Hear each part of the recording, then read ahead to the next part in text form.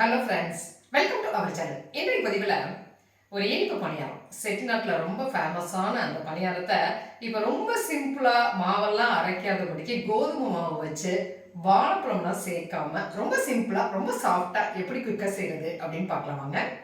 இந்த பணியாரம் செய்கிறதுக்கு இந்த கப்பில் நான் ஒரு கப் அளவுக்கு கோதுமை மாவு எடுத்துருக்கிறேன். அதே கப்பில் ஒரு கப் அளவுக்கு அரிசி மாவு சேர்த்துக்கிறேன். இதில் நான் இன்னொரு கப்பு அரிசி மாவு சேர்க்கணும், அது அப்புறமா நம்ம சேர்த்துக்கலாம்.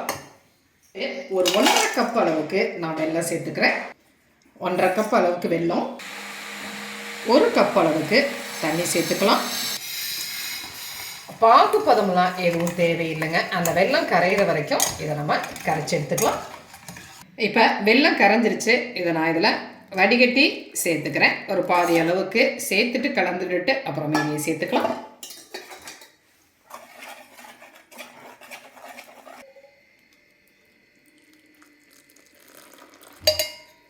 மீதி வெள்ளைப்பாகையும் நான் சேர்த்துட்டு நம்ம அதை நல்லா கலந்துக்கலாம்.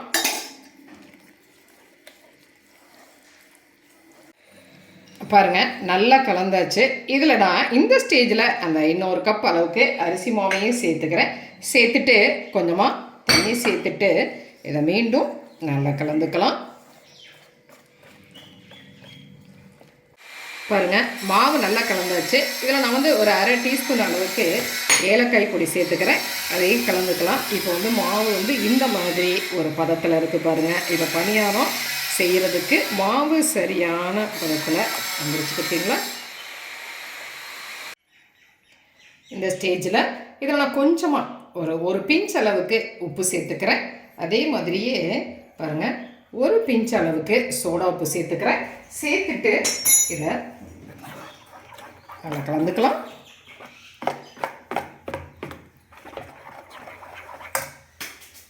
அடுப்பில் பணியாரக்கல் வச்சுட்டேன். இதில் நான் எல்லா குழியிலையும் கொஞ்சமாக நெய் சேர்த்துக்கிறேன். ரொம்ப அதிகப்படியான அளவுக்கெல்லாம் சேர்த்த வேண்டியது இல்லைங்க. ரொம்ப கொஞ்சமாக சேர்த்துனாலே போதுமானதாக இருக்கும்.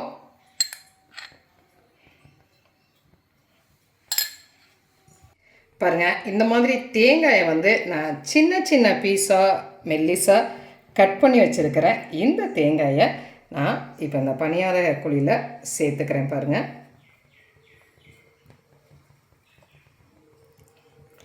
இந்த மாதிரி செய்யும்பொழுது ஒரு நல்ல ரிச்சாகவும் நல்ல டேஸ்ட்டாகவும் இருக்குங்க. அதுக்காகத்தான்.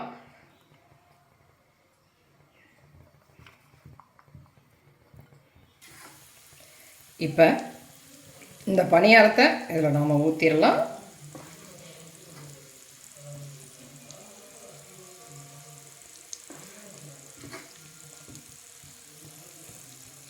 நல்லாவே ஒரு சாஃப்டாக நல்ல டேஸ்ட்டாக இருக்குங்க. செட்டிநாடு பகுதிகளெல்லாம் கருப்பட்டி சேர்த்து செய்வாங்க. கருப்பட்டி பணியாரம்னு சொல்லுவாங்க. எல்லா விசேஷங்கள்லையுமே இந்த பணியாரம் செய்வாங்க. ஆனால் அரிசி அரைச்சி அந்த மாதிரி செய்யணும். அதுக்கு பதிலாக இந்த மாதிரி செய்கிறது கூட ஒரு நல்ல டேஸ்ட்டோட ஒரு நல்ல ரிச்சாகவே இருக்குங்க.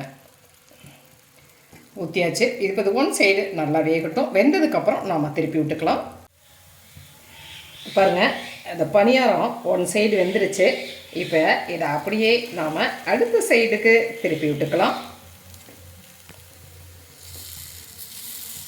அந்த தேங்காயெல்லாம் மேலே சேர்ந்து அது எவ்வளோ ஒரு நல்ல ஒரு லுக்காக இருக்குது பாருங்கள். அதோடு இல்லாமல் நல்ல டேஸ்ட்டாகவும் இருக்குங்க.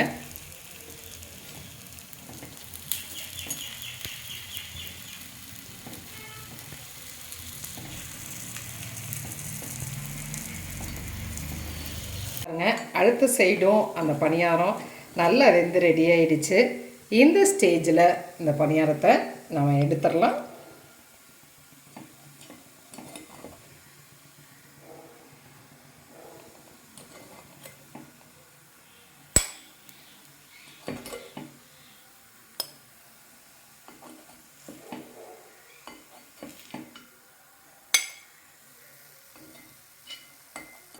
சூப்பரான பணியாரம் ரெடி ஆகிடுச்சு இல்லைங்களா?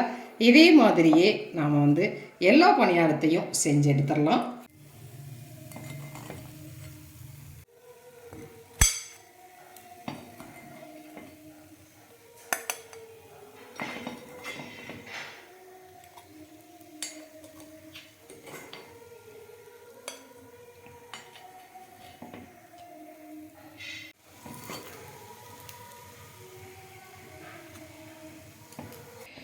சுவையான ஒரு சூப்பர் டேஸ்ட்டில் பணியாரங்கள் வந்து நமக்கு ரெடி ஆயிடுச்சுங்க.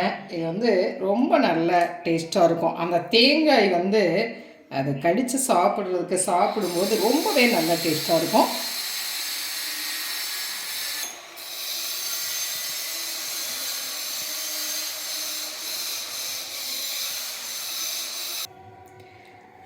பார்த்தீங்களா, கோதுமை மாவு, அரிசி மாவு, தேங்காய் சேர்த்து எவ்வளோ ஒரு சாஃப்டான ஒரு பணியாரம் பாருங்கள். இந்த அளவுக்கு ரொம்பவே சாஃப்டாக இருக்குங்க. இது நம்ம நெய் சேர்த்து செய்கிறது போல் எண்ணெய் சேர்த்தும் கூட செய்யலாம், நெய் பிடிக்காதுன்னா.